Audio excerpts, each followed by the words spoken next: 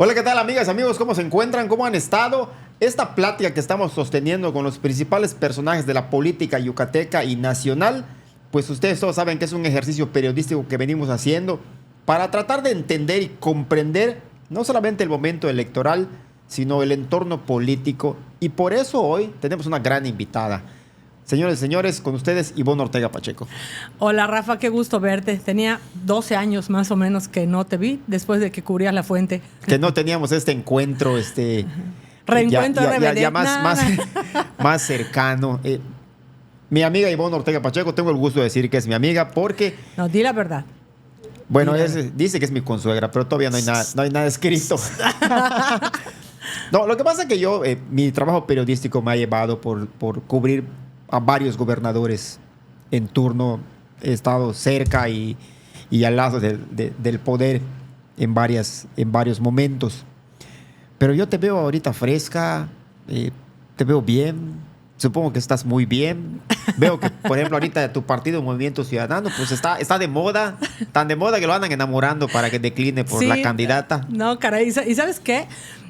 Digo, de veras, pues es nuestro vecino Alito de Campeche. Digo, parece que no lo conocen. La ley no permite lo que él está proponiendo porque la ley electoral, soy la consejera también legislativa del INE. Entonces, la ley lo que te dice es que para renunciar a algún candidato y sustitución de candidato tiene que ser 30 días antes de la elección, o sea, 2 de mayo. ¿Por qué no lo dijo el 29 de abril, el 30 día del niño, nos hubiera regalado eso?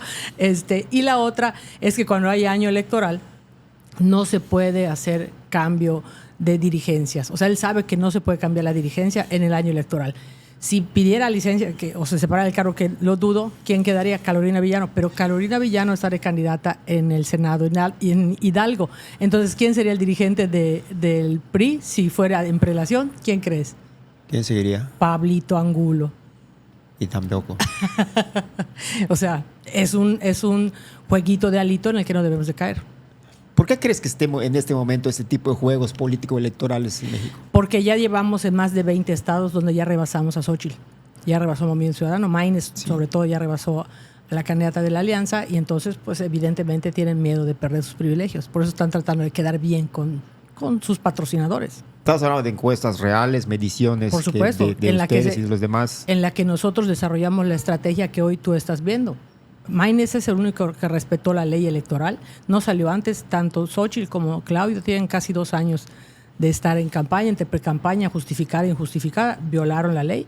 Maynes apenas salió, se registró de acuerdo a lo que marca la ley electoral. ¿Y por qué esto no se refleja en las encuestas que ellos difunden o que tienen de otras empresas? Recordarás, mi querido Rafa, cuando yo compito a la gubernatura, yo siempre estuve 23 puntos abajo, 23 puntos abajo, 23 puntos abajo. El día de la elección en el exit poll estaba medio punto arriba, medio punto abajo, medio punto arriba, medio punto abajo. Y le decía a Gisela, ahí la voy a ventanear, a la que levantó las encuestas de salida, le decía, oye, esto no es lo que siento en la calle.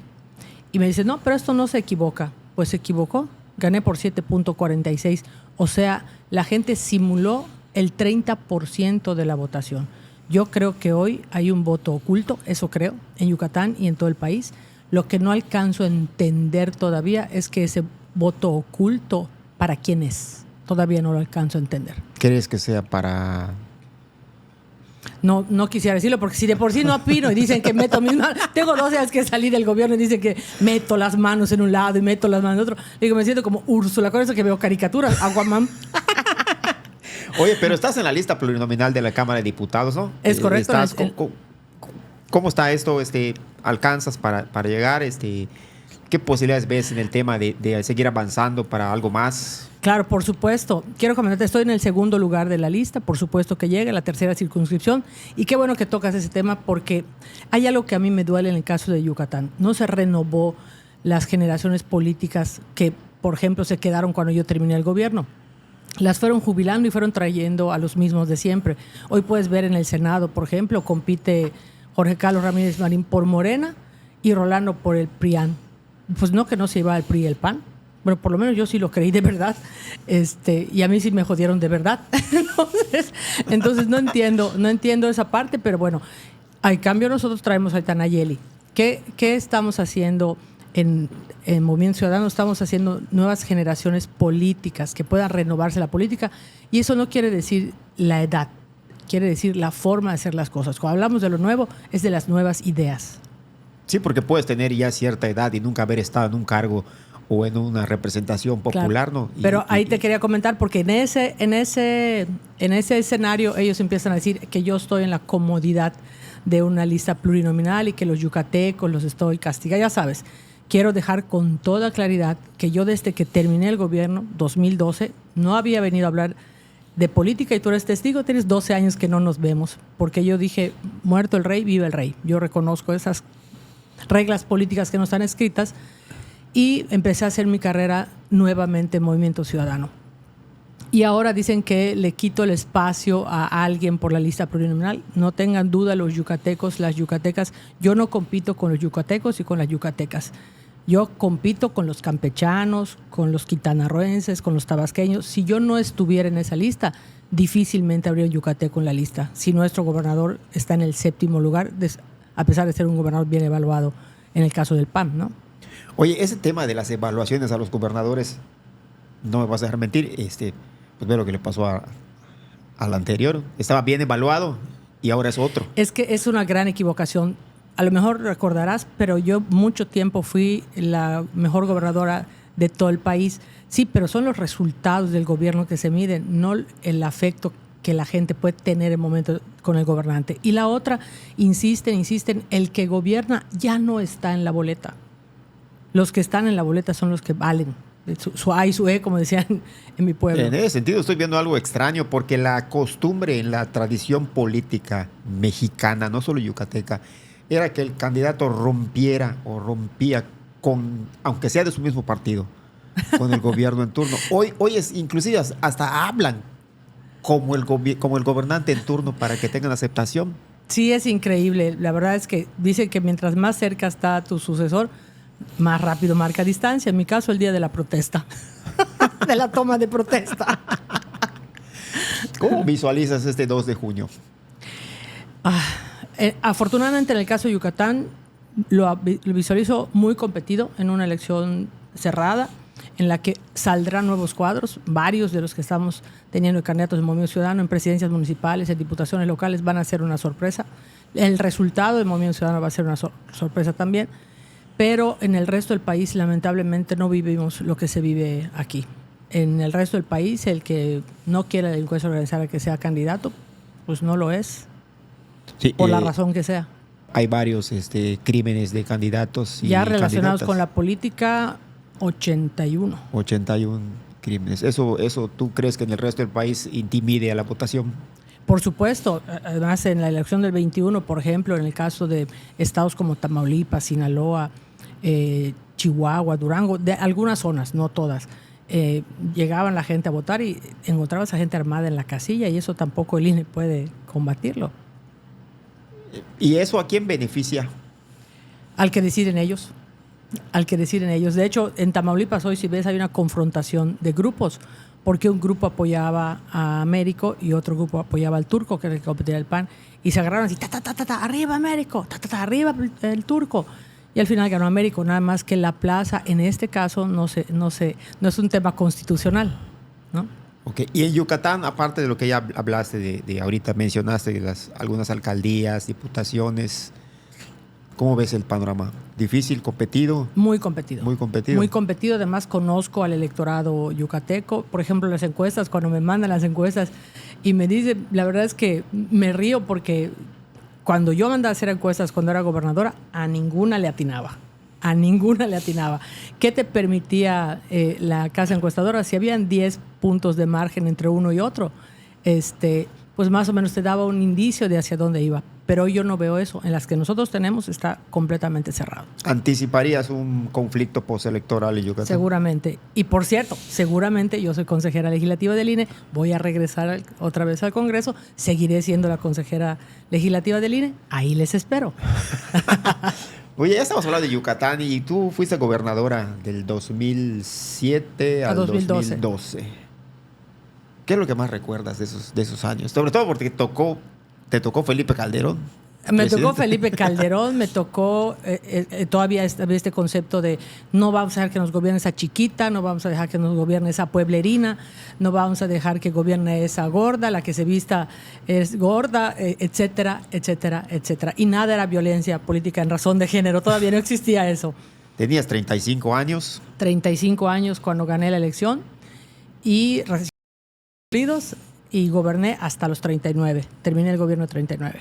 Aparte de eso, ¿qué fue lo más difícil en cuanto a decidir, a tomar una decisión de gobierno, por ejemplo? Yo voy a poner una, me decías, ¿qué es lo que más extraño? Extraño la audiencia pública, extraño las giras, el contacto con la gente, cuando aquí en el oído te dicen el problema que tienen. Cuando alguien se acerca y te comenta un problema, también te comenta la posible solución. Entonces, no tener ese asesoramiento del pueblo, digamos, de mi pueblo, que es Yucatán, me hace falta. ¿Qué cosas fueron difíciles? Pues lo he platicado en diferentes entrevistas. Es el tema de la seguridad. Cuando yo llego al gobierno, llega una llamada al 089 que dice el 1 de agosto a las 12 de la noche con 5 minutos, que dice: no te equivoques, la noche es mía y el día es tuyo. Y aquí insisto, la seguridad no se debe de politizar. Ustedes recordarán, hablé alguna vez de esas llamadas, hablé alguna vez de que en el gobierno anterior habían patrullas estacionadas en los centros comerciales a las 11 de la noche y se movían a las 6 de la mañana. No, porque a nadie le conviene politizar la seguridad, porque entonces generas diferencia entre los mandos de autoridad. La policía municipal no le dice al estatal, a la federal a la naval a la militar, y ahí se mueve y se enraiza la delincuencia organizada. Oye, cuando llegas al gobierno, contigo regresó el comandante Saidén, después de haber estado como titular con don Víctor Cervera Pacheco. Viene los 6 años del PAN con Patricio Patrón Laviana. Él se va del Estado, atraviesa por varios problemas. Y cuando tú tomas posesión, incluso unos días antes anuncias al comandante. ¿Cómo se dio este regreso de Saidén? ¿Qué fue lo que pasó? Qué bueno que lo tocas, Rafa, de verdad, qué bueno que lo tocas, porque veo ahorita la competencia en quién se toma la foto con el comandante Saidén, quién lo va a nombrar de secretario. No se equivoquen, candidatos, no pueden mover al comandante porque la sociedad no les deja. No hagan promesas que no pueden cumplir. Entonces, ¿qué te quiero comentar aquí? Okay. Yo y el comandante Saidén tenemos una historia de vida de mucho tiempo. Cuando termina el gobierno de don Víctor, él va a ser funcionario en Quintana Roo, en Cancún, y la autoridad de ese entonces le hace un expediente. Puedo decir inclusive quién, porque renunció hace poco a la Suprema Corte, Eduardo Medina Mora. Eduardo Medina Mora le hace un expediente, obliga a que el comandante tenga que estar fuera de su estado, que tenga que estar fuera de su familia. No vio que naciera su hija, eso nadie lo recuerda. Y yo estaba en comunicación con él. Cuando faltaban como 4 meses, yo creo, de la elección, 4 meses y medio, ganó su juicio. O sea, era mentira lo que le estaban diciendo. Y yo había pensado, eso no lo he platicado ni con el comandante, mi querido Rafa, es la primera vez que lo platico. No te preocupes, le mandamos el podcast al comandante. Yo, sin lugar a dudas, tenía la claridad absoluta que el secretario tenía que ser el comandante Saidén, pero también tenía la claridad absoluta que si por Eduardo Medina Mora, que era el subsecretario en ese entonces, no sería. Entonces empiezo a pensar cómo lo puedo blindar, cómo lo puedo garantizar sin que él lo sepa. Y yo le digo a la Secretaría de Gobernación, a la militar, a la naval, al CISEN, a las autoridades que eran en ese entonces, que eran 10, incluyendo la de Medina Mora, la Subsecretaría de Seguridad Pública, que tenía 10 nombres en los que estaba yo pensando que pudieran ser los secretarios de Seguridad Pública y que me dieran sus expedientes. Cada uno me fue dando sus expedientes y en todos venían todos limpios. Y en el único, en el de Eduardo Medina Mora, venía uno que decía, se dice que. Entonces yo agarré los 10 expedientes, fui con el subsecretario en ese entonces y le dije, oiga, me preocupa ese se dice que. Le digo, ¿tiene pruebas? ¿Está documentado algo? Porque se dice que de su autoridad es complicada. Me dijo, no, pero se dice, no. Le dije, le pregunto, ¿tiene pruebas? Porque aquí está el del general secretario, aquí está el de la Marina, aquí está el de la Secretaría de Gobernación, aquí está el del CISEN. ¿El de usted tiene documentación? Me dijo, no tengo. Entonces le anuncio. El secretario de Seguridad Pública, Luis Felipe Saidén Ojeda, que es ese día que conecto a todas las patrullas, y porque Luis Felipe no solo es él, sino es el cuerpo de seguridad que le responde, que le corresponde también, porque el amor es de ida y vuelta. Él es muy leal con la tropa es leal a él, y todos ellos son leales a Yucatán. Y conecto a todas las patrullas antes de que lo haga oficial y le digo a los policías, les hablo a su comandante en jefe, la gobernadora del estado, Ivonne Ortega Pacheco, para anunciarles que su nuevo secretario va a ser el comandante Luis Felipe Saiden Ojeda. Lloraron, Rafa, lloraron, las patrullas lloraban, se pararon. Por cierto, patrullas que no eran como las que estamos viendo, tenían 800,000 kilómetros. Ahí vamos a contar una serie de anécdotas de cosas que hicimos, pero en otra entrevista. Oye, y este regreso que tú viste con el comandante pasó también un momento difícil, ¿no? El tema de los decapitados cuando empezaba el gobierno, fue para meterte un susto. ¿Cómo se pasó eso? Empiezan con la llamada, no te equivoques, la noche es mía y el día es tuyo. Y empiezan a apretar, digamos, a la autoridad, a la gobernadora, al secretario, a los comandantes. Y tengo que reconocer también a los comandantes que ahí dieron literalmente la cara y la vida por el Estado. Y empezamos a tener esta confrontación. No sé si recuerdas, el primer punto de amenaza es cuando decapitan al Calochas. Sí. Y ponen la cabeza en TV Azteca. Sí. Yo hablo con ustedes, los medios, y les digo, no le hagan el juego a la delincuencia organizada, a lo mejor lo recordarás, no, porque lo que quieren es intimidar a la sociedad. Luego mataron a un policía en pensiones. Recuerdo perfecto el día de cumpleaños de Juan Ricalde, el Diablo Ricalde, que en paz descanse, secretario de Hacienda. El Diablo Ricalde. El Diablo Ricalde. Y el diablo que creo que está en el cielo. Y matan al policía y empieza la confrontación. Me pasaban el itinerario de mi mamá, de mis sobrinos, porque en ese entonces yo no tenía hijos. Y decido sacarlos a vivir un rato al extranjero, a estudiar al extranjero. Y sigue la confrontación cuando llega la última llamada que yo tengo de contacto con el 089. Para que no me decir que me hablan a mi celular, porque con eso es que todo dice. Hablan al 089. Y me dicen, no cedes a los medios de comunicación, a ver si no cedes a las presiones de la sociedad y de los medios de comunicación cuando empiecen a caer los muertitos. Y me cumplieron, me trajeron 12 cuerpos decapitados. Cuando me llaman y me dicen que habían 6, creían que habían 6 cuerpos en Sitpach, yo les digo, oye, ¿y de dónde lo sacaron? Hay denuncia de desaparecidos. Era su gente, mataron a su gente para doblar al gobierno. Y hoy que dicen todos que quieren reconocerle al comandante Saiden, yo quiero dejarlo aquí como testimonio, Rafa, y a ti de testigo. Todos piensan que el comandante está y que no lo muevan, pero alguien piensa en él y en su vida y en su futuro. Yo sí. Él, cuando salió de ser secretario de la Secretaría de Seguridad Pública en ese entonces de don Víctor Cervera, la autoridad le hizo un expediente. O sea que además de lo que tiene él de garantía de seguridad del cuerpo de seguridad que le garantiza la ley por 6 años o por 12 si no la he revisado últimamente, él tendría que tener fuero. Y aquí quiero retar a todos los candidatos y a todos los presidentes del partido. Yo, Ivonne Ortega, como Movimiento Ciudadano, le ofrezco fuero para cuando el comandante Saiden decida retirarse y cuidar a su familia. Este tema pues está muy polarizado y la seguridad todos están colgándose del asunto. Es lamentable. De Saiden.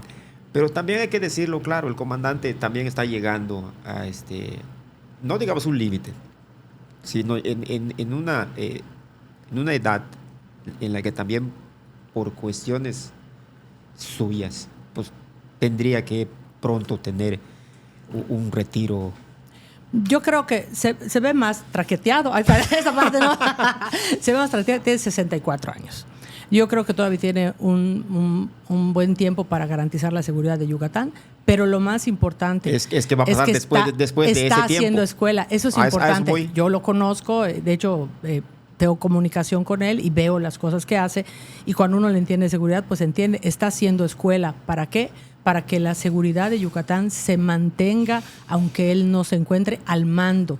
Hay varios cuadros, no voy a decir ninguno, si van a decir que estoy destapando candidatos para la Secretaría de Seguridad Pública. Hay varios cuadros que son cercanos a él que me parece pudieran no llenar sus zapatos, pero sí ocupar su lugar. Y sobre todo tener esa unidad en los cuerpos policíacos, ¿no? Porque también depende de lo que estaba diciendo hace rato.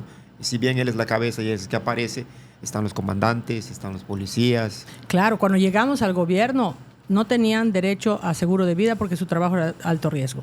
No tenían derecho a casa porque su trabajo era de alto riesgo. Ganaban 2,814 pesos al mes. armamento, tenían un revólver de 6 balas que le quitaban 2 para que no se dispararan los pies. Patrullas con 800,000 kilómetros. Acordarás o recordarás el uniforme beige con café, que no te dice que esa autoridad, el beige con café te vincula a cartero, cilindrero, pero no a autoridad. Hoy tienen sus uniformes dignos, negro con dorado, en el caso de la Federal azul obscuro, bueno, en este caso la Guardia Nacional azul oscuro con plateado, porque tiene que ver con la autoridad.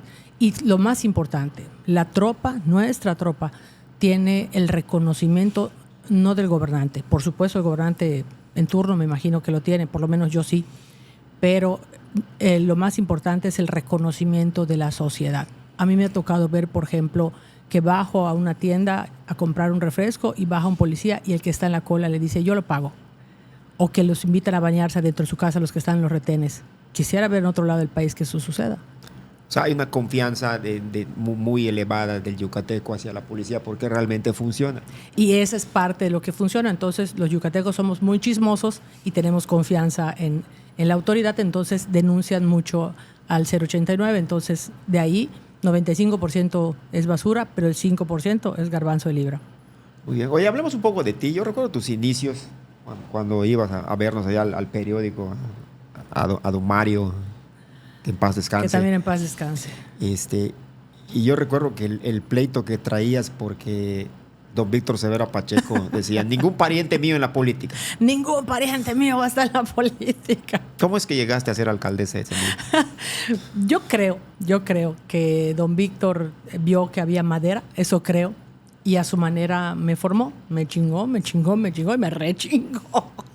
Recuerdo que lo fui a ver cuando era gobernador y le dije, oiga, señor gobernador, estoy pensando en buscar la presidencia municipal de mi pueblo.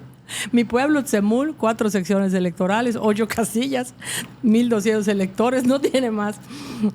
Y me dijo, de ninguna manera. Yo no voy a permitir que ningún pariente mío esté en la política. Y tú te apellidas Pacheco. Por él era Víctor Cervera Pacheco. Yo soy Ivonne Ortega Pacheco. Entonces, le digo, pero si no le vine a pedir permiso, le estoy informando una decisión que yo ya tomé. No, bueno, me sacaron de Palacio. Me sacaron de Palacio. Así salí la primera vez de Palacio y luego entré a ser gobernadora. ¿Y qué tengo que reconocerle? Abrió el espacio para que hubiera una interna. Se hizo la interna, que por cierto, Jorge Carlos Ramírez era el presidente del PRI en ese entonces. Estoy hablando en 2007 y ya era legislador. Estamos en el 2024, yo ya fui gobernador, ya fui presidenta municipal, diputada local, diputada federal, senadora, gobernadora, secretaria general del PRI. Ya me salí del PRI, estoy construyendo una nueva carrera. Y ellos siguen peleando los mismos cargos. La verdad es que ya no se vale. Denle chance que pasen otras generaciones. Fue muy difícil, sobre todo por ser mujer, ¿no? Bueno, el hecho de ser mujer... Te tocó la época, aunque Dulce María ya había sido gobernadora. Lo digo por ser mujer. Sí, claro, pero... No era la costumbre. Si me dijeras cuál es la elección más complicada de mi vida, y conste que he competido muchas veces, fue la presidencia municipal. Porque lo que no dije es que si bien abrió don Víctor la oportunidad de poder competir en una interna, también puso su candidato. Y en ese entonces, pues tú sabes, con la fuerza... Es el candidato del gobernador. Es el candidato del gobernador. Y yo tengo que reconocerle a mi pueblo, a mi gente, que confió en mí, sigue confiando. Yo vivo en Semul. Cuando vengo, no tengo casa en Mérida, lejos de lo que puedan haber publicado, no tengo casa en Mérida, ahí está mi casa, les invito a conocerla cuando ustedes quieran. Dinero, embarazo y amor no se niega y no se ve. Tenías 25 años cuando fui presidenta municipal. Y de ahí pasaste a la... De 27 a la Diputación Local. A la Diputación Local. De 29 a la Diputación Federal. De 33 a la senaduría y de 34 empecé la gobernatura para terminar a ganarla a los 35. Cuéntanos un poco ese proceso cuando te fuiste a inscribir al PRI y estaba para la gobernadora. Y cuando estaba el tema ese de ahí viene, ¿qué viene a hacer? Sí, todos decían, ¿qué le pasa? Se está volviendo loca, no lo respaldan los grandes cuadros de la política. Claro que no, me respaldaba el pueblo. Y fíjate que el pueblo sigue llevado y traído en los mismos discursos de ahora. Me duele de verdad muchísimo, me duele muchísimo, por ejemplo, ver con qué facilidad pueden decir, vamos a mejorar Yucatán juntos. Cuando quiero tocarlo, el hospital de Ticul. El hospital de Ticul, que satanizaron el hospital, vale la pena recordar qué era el hospital de Ticul. El hospital de Ticul era un PPS, un pago por servicios. Creí y sigo creyendo que tanto seguridad como salud y universidades deben ser por PPS. ¿Por qué? Porque tú haces un convenio con lo último en la tecnología que hay. Entonces, si tuvieras un ultrasonido 4D y sale un 5D, la empresa que gana la licitación tiene que volverlo a actualizar. Hoy, si el gobierno compra un ultrasonido, si se echa a perder, pues no hay para otro. Ni siquiera se puede desajenar porque se tiene que pasar por el Congreso. Entonces se hace el PPS, en el caso de Ticul, se ve un elefante blanco. Claro, se ve un elefante blanco, hacen una campaña perversa de decir que se robaron el dinero, etcétera, pero no, lo que hicieron es que suspendieron el contrato con la empresa que ganó, con Marnos en ese entonces.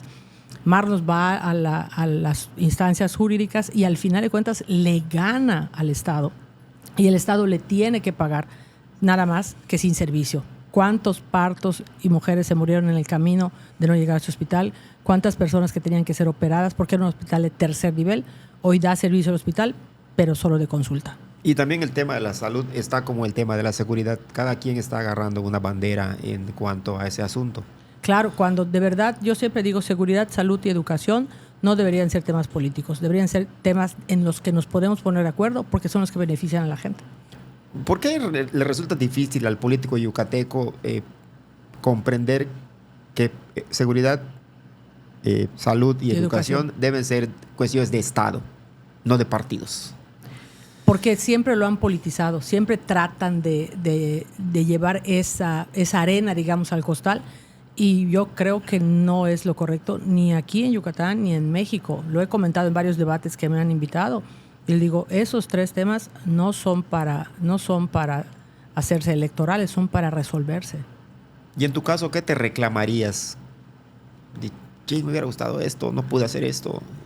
Pues me hubiera gustado, por ejemplo, ya no sé si me hubiera gustado tener un gobierno con un gobierno del mismo partido, porque a mí nunca me tocó gobernar con un partido del mismo partido. De presidenta municipal, pues un ratito don Víctor y luego Patricio.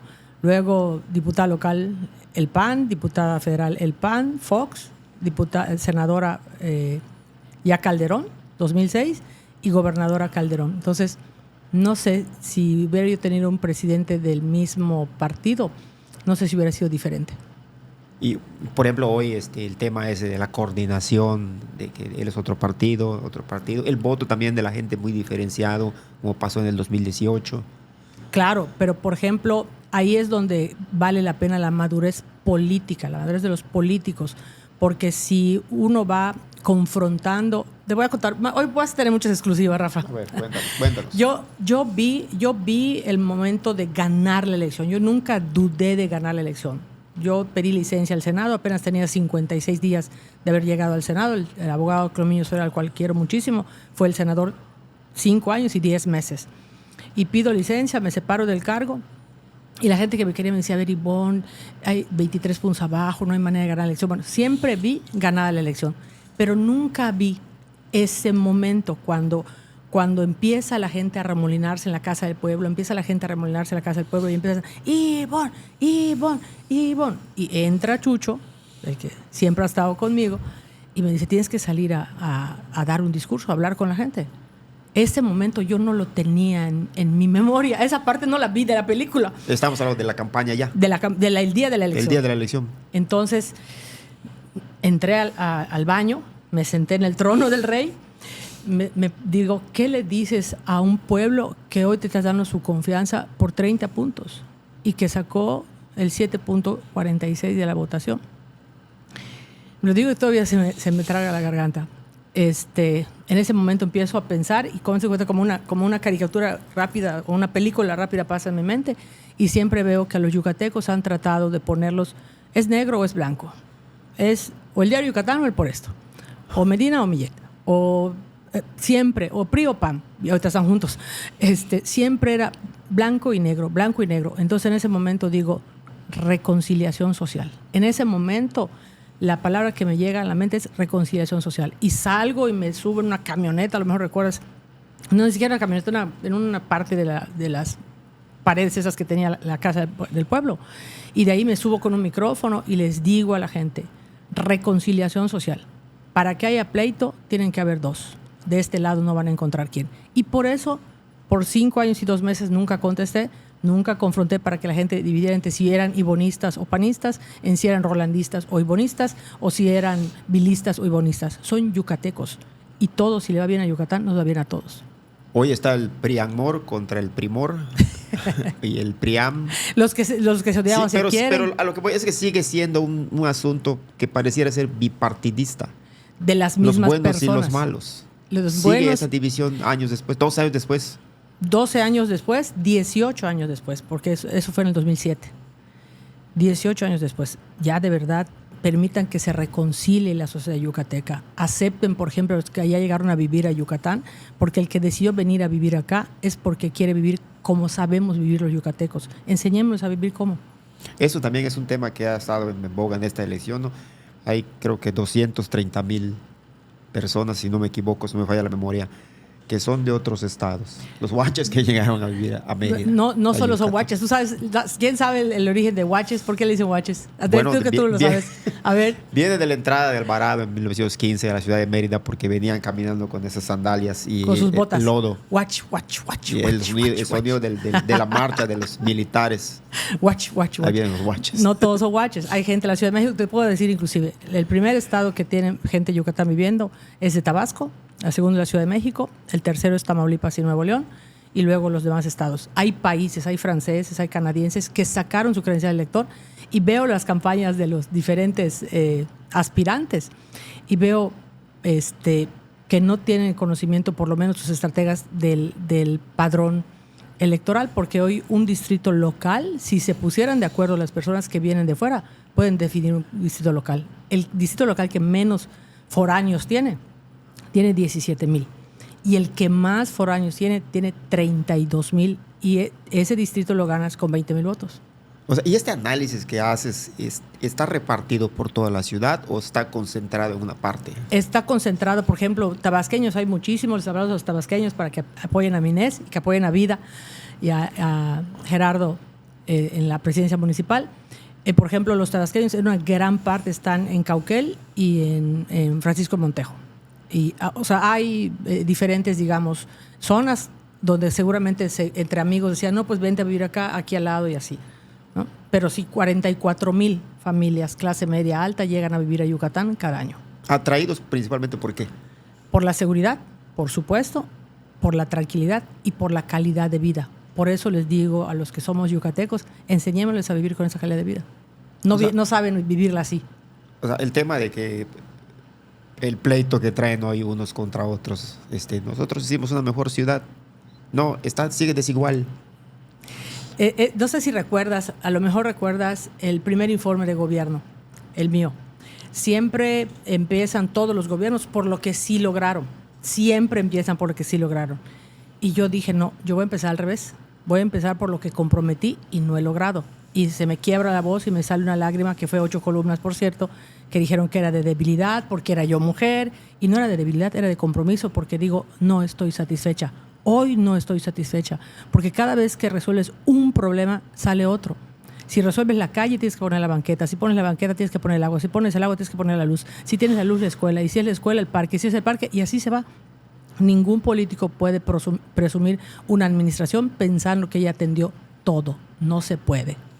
¿Y cómo priorizas como político el tema de la atención? Lo primero, lo mínimo indispensable. A lo mejor no recuerdan, pero conmigo se llegó al 98% la cobertura de agua potable en todo Yucatán, no solo en la ciudad. Y luego eran mis 2 metas más importantes, que hubiera agua y que hubiera luz. No sé si recuerdas una gira 24, me debes de odiar, yo creo, en La Esperanza. En varias te odié. 70 kilómetros de energía eléctrica, porque un niño que ganó la competencia era de CONAFE, que ganó la competencia de secundarias, lo mando a buscar, lo llevo a Palacio y le digo, ¿qué te gustaría? Te voy a regalar lo que tú quieras. Claro, yo pensaba que iba a decir un coche, una casa. Me dijo, luz para mi comunidad.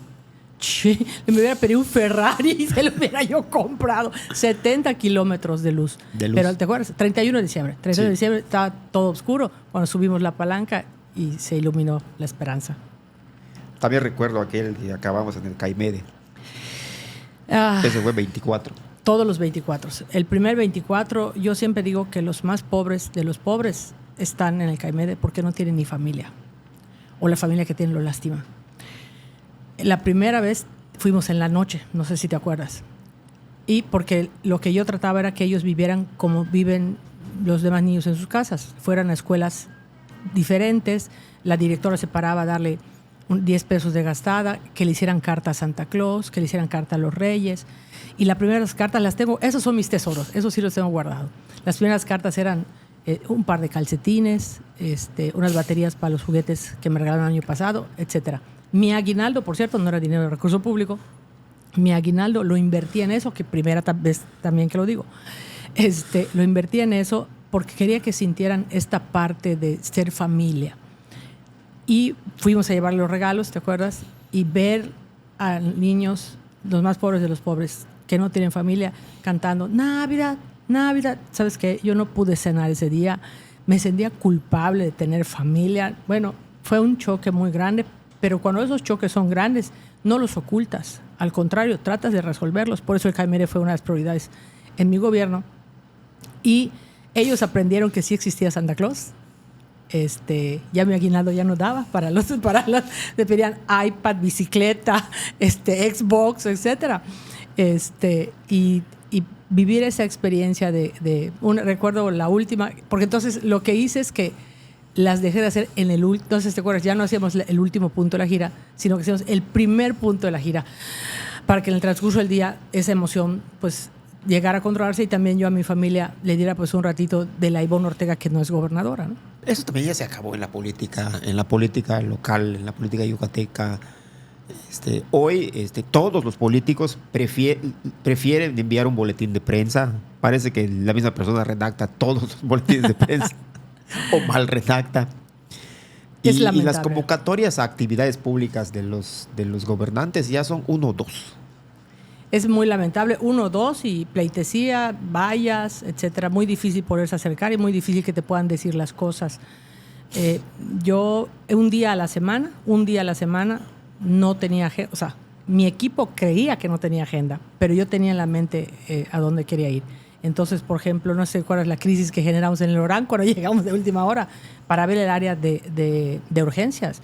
El área de urgencias se incrementó en 70%, se hizo más grande y todavía no era suficiente. ¿Cómo lo puedes entender o ver si tú anuncias que vas a ir y hasta los enfermos te quitan? Lo dejan bonito. Entonces tienes que ver la realidad. Fui en una ocasión a una secretaría, no voy a ventanear cuál, que decían que tenían que atender con prontitud y tardaba mucho y no tenían las personas. Fui, me senté en la sala de espera, le dije a la secretaria, cuidadito le vais a decir al secretario que estoy acá. Y salió 7 horas después de que yo había llegado, el secretario. ¿Y qué pasó? ¿Lo cagoteaste? Pues, ¿qué crees? Oye, también ese secretario ya renunció al PRI. No, ese secretario renunció. Yo sí les voy a contar una cosa que varias veces nos mató de hambre. Por ejemplo, recuerdo 2 o 3 del Día del Policía que llegamos, hacían el evento el Día del Policía porque se da un convivio para las y los agentes. Entonces terminaba su discurso la señora y decía, nos vamos a un municipio. Y muchas veces no decían, o solo decían, ahí luego una gira. Y nos sacaban sin comer. Y llegábamos a un ayuntamiento que no sabía el presidente municipal que iba a la gobernadora y a veces no estaba. El presidente municipal se infartaba con yo, le hablaba y decía, estoy llegando a tu pueblo. No estoy aquí en la secretaría. Le digo, pues ¿dónde está? En Palacio, cabrón. Oye, ¿no te generó eso el tema de que empezara esa hoy es violencia política de género? Por ejemplo, es que Ivonne solo primeras piedras hace. Es que solo le gusta traer artistas de televisión. Me encanta, digo, cuando uno tiene compromiso de qué es lo que quiere y la visión con claridad hacia dónde quiere llevar su gobierno, no importa lo que digan. Los gobiernos de las primeras piedras, ¿por qué decían el gobierno de las primeras piedras? Por el Parque Científico y Tecnológico. 100 hectáreas de desarrollo en donde se puso el Sinvestaf, el CICI, el JC, varias de las diferentes instituciones de investigación del país y varias del mundo están en el Parque Científico y Tecnológico. Claro, hoy, 12 años después de salir el gobierno, y lo pusimos en la Constitución en 2010, y 2010, 16 años después, se va consolidando el Parque Científico y Tecnológico. Y entonces ahora todo el mundo dice, vamos a ver el Parque Científico y Tecnológico, porque Yucatán tiene un Parque Científico y Tecnológico. A mí no me importa que digan si Ivonne lo hizo o no lo hizo. A mí lo que me importa es que tenga resultado, que haya cambiado las vidas. Eso es lo que realmente me sirve a mí. Redujimos el espacio de carreras sociales, por ejemplo, y hubo una etapa en la que me inventaban la madre hasta en la calle, porque me decían, yo voté por ti, abre un espacio más para maestro. Y yo les decía, ¿para qué quieres que estudie maestro si no va a tener trabajo? Se sacrifica la familia durante 6 años y no va a tener trabajo. O no va a trabajar de maestro, va a trabajar de taxista, que es muy digno, de taxista, de albañil, de lo que sea, pero no de su carrera. Entonces, redujimos espacios sociales y abrimos ingenierías. Me ha tocado ahorita en el aeropuerto, que viajo mucho, que me toca un chavo, por ejemplo, ahorita fue de Tatsu, me parece que es de Tatsu, en donde me dice, ay, gobernadora, gracias, usted no soy maestro, soy ingeniero en mecatrónica. Estoy regresando de Rusia, me fui con la Hyundai, y yo digo, yo ni conozco Rusia, y él ya. El otro día me pasó algo increíble. Venía en el camioncito del aeropuerto y la señora escuchó mi voz y era una señora, digamos, muy característica yucateca, chaparrita, morenita, de cabeza grande, como somos todos los yucatecos. Y me dice, ¿es usted Ivonne Ortega? Le digo, sí. Le digo, no me reconoce. Dije una grosería. Que no sé si se puede decir aquí. Sí se puede decir, ¿cómo no? No me reconoces, pelana, le dije. Entonces me abrazó y empezó a llorar y me dijo, gracias a usted cambié mi vida. Cuando leí y conocí su historia, es de Zacapuc. Estudié la secundaria de manera abierta, estudié la prepa de manera abierta y cuando usted fue gobernadora hizo el tecnológico de Motul. Entonces estudié, es ingeniera también en mecatrónica o es directora de la CFE en la Ciudad de México. Le dije, no seas mala, dame tu teléfono. Ahora dame tú tu teléfono. Eso es lo que eso no lo publico, no lo comparto. No tengo por qué hacerlo, porque cuando uno llega al gobierno, llega no porque ya llegué a ser la primera gobernadora, sino porque ya pude resolver por lo menos una vida. Con una vida yo me siento servida. Sí, solo recuerdan las telenovelas. Las telenovelas, que por cierto están vendidas todavía en 68 países, por eso son famosas las haciendas, en las se viene a casar gente de todas partes del país y del mundo, porque vas generando esta sensación de lo quiero hacer allá. Si se dan cuenta, o recuerdan en las novelas, J-Lo grabó su disco en las 1000 columnas, su video, Plácido Domingo, Sarah Brightman, Elton John, esa publicidad que te da la novela, el artista, con el monumento Chichén Itzá, maravilla del mundo, con la cobertura que da los medios nacionales e internacionales. Hoy, ¿cómo pudieras pagar la promoción de Yucatán en 68 países que está vendida a Sortilegio de Amor? Sigue estando vendida a Sortilegio de Amor. O sea que sí funcionó realmente el tema ese de promover Yucatán. Pero tan funcionó que ahora llegan todo el mundo a vivir a Yucatán. Y yo pago la consecuencia del boleto. Están carísimos los boletos a venir a Yucatán. Oye, regresemos un poco a la cuestión de la política. En tu posición actual, no solamente de Yucatán nacional, ¿cómo vislumbras el tema de movimiento ciudadano para el futuro? Es increíble porque tener un partido donde en el 2018 tenía 3.4% de registro, 3.4%, en el 21 logramos, bueno, el 18 yo no estaba, en el 21 me incorporé al Movimiento Ciudadano, logramos el 7.8% y hoy estamos ya en 20 estados arriba de Xochitl, la candidata de la Alianza, estamos en la competencia y en muchos lugares vamos a dar la sorpresa. Bueno, aquí al lado hay uno. ¿Y en el tema de Yucatán? Y en el tema de Yucatán también. No voy a decir, porque con eso de que están tratando de comprar mis candidatos, pues no voy a decir quién es. Que por cierto, que es lamentable que la ideología se haya vuelto la cartera. Vente aquí porque aquí sí hay dinero, vente aquí porque aquí. ¿Y la ideología? ¿Y por la causa que luchamos? En ese tema, cuando hablas con la juventud y propones a gente como Gerardo, que creo que tiene 23 años. 24. ¿No? 24. Y lo lanzas para una ciudad como Mérida. ¿Cuál es el respaldo ideológico que tú le otorgas a alguien así para que entre a competir? Pues ahora sí que aviéntalo con los tiburones. Al contrario, lo que veo, yo conozco a Gerardo y a Larisa, no porque los conozca de Yucatán, ellos van a un evento a la Cámara de Diputados y los invita a un senador de Morena, por cierto, que les dice que se pongan en la cola, que tienen que empezar a pegar calcas y poner postes y no sé qué tanta cosa. Y yo voy viendo de ahí quiénes tienen talento. Entre ellos estaba Gerardo y entre ellos estaba Larisa. Larisa es candidata al 8º distrito local. Por cierto, que ya no tiene Vallardo, ya no es el candidato de Morena. Ahí tiene una muy buena opción para ser diputada local. Y Larisa y Gerardo, perdón, que tiene 24 años. Yo empiezo a tener comunicación con ellos. No es mi ideología, es la de ellos. Porque es lo que tenemos que entender, que el mundo evoluciona, que la vida cambia. Si nos quedamos los mismos de siempre, no evolucionamos y no cambiamos. Entonces, escucharlos, luego a Maffer, que está en el 6º Distrito Federal, está Quique, que está también, que todavía es joven, es muy joven, de hecho. Tenemos a Ico, que es candidata a diputada local suplente en el 8º, tiene 18 años, pero es la líder de la Prepa 2.